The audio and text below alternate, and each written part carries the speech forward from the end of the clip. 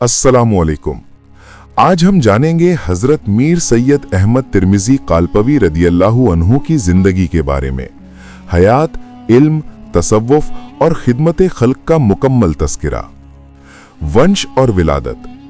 हजरत मीर सैयद अहमद तिर्मिजी कालपवी रदियल्लाहु अन्हु का शुमार अहले बैत से मोहब्बत रखने वाले और इल्म तकवा में बुलंद मकाम रखने वाले बुजुर्गों में होता है।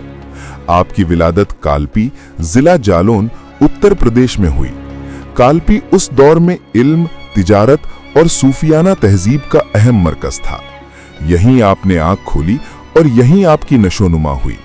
इसी निस्बत से आप कालपवी कहलाए।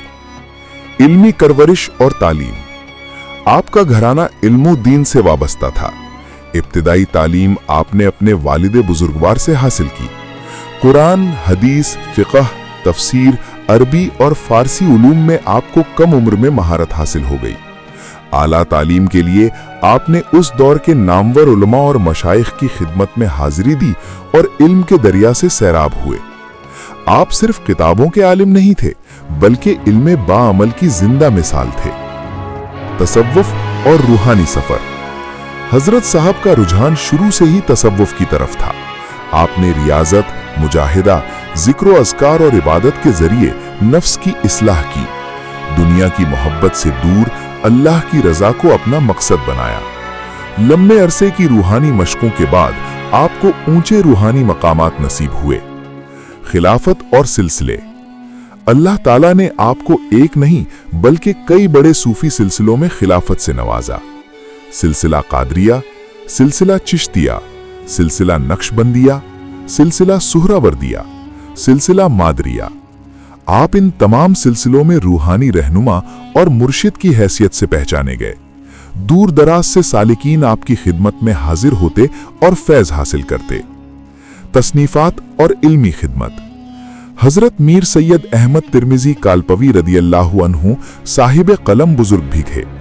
आपने अस्माए इलाही, तसव्वुफी उसूल, रूहानी अमल और अखलाक पर कई रचनाएं लिखीं। आपकी तसनीफात में शरीयत और तरीक़त का खूबसूरत मेल नजर आता है। आज भी आपकी तहरीरें तालिबे हक और सालिकीन के लिए रहनुमा मानी जाती हैं। शाए करामात और असर।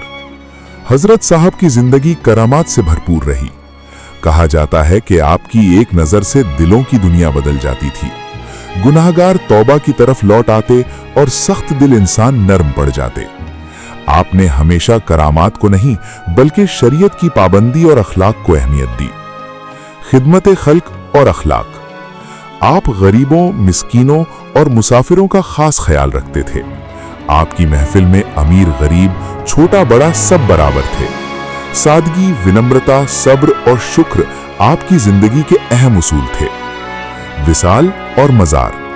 हजरत मीर सैयद अहमद तिर्मिजी कालपवी रदियल्लाहु अन्हु का विसाल 1661 ईस्वी यानी 1084 हिजरी में हुआ। आपका मज़ार मुबारक कालपी शरीफ में है, जो आज भी मरकज़ अकीदत बना हुआ है। उर्से मुबारक। हर साल आपका उर्से मुबारक बड़ी अकीदत, एहतराम और रूहानी जोश के साथ मनाया जाता है। दूर दराज से ज़ायरीन हाजिरी देते हैं। फातिहा, दुआ, जिक्र और महफिलें मुनक्किद होती हैं। औलाद और सिलसिले की विरासत।